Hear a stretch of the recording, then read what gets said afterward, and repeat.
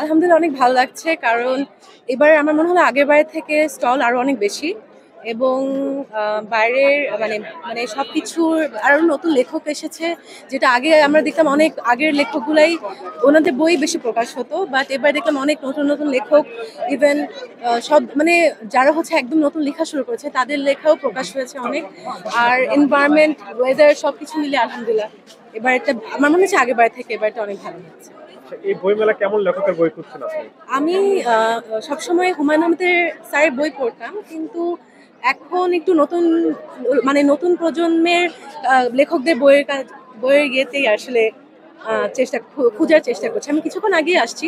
তো আস্তে, আস্তে ঘুরে দেখছি। এবারে বইমেলাটা আরো অনেক মানে প্রতিবারই এরকমই হয়। বাট এবার মনে হচ্ছে স্টল অনেক বেশি এবং বইয়ের সংখ্যাও অনেক বেশি। আচ্ছা, আরেকটা বিষয় জানতে চাই, এই বইমেলায় যদি আপনাকে বই উপহার দেয় তাহলে আপনি কি করবেন? আমরা অনেক ফ্রেন্ডরা মিলে আসছি। তো আমি একটু বসেছিলাম।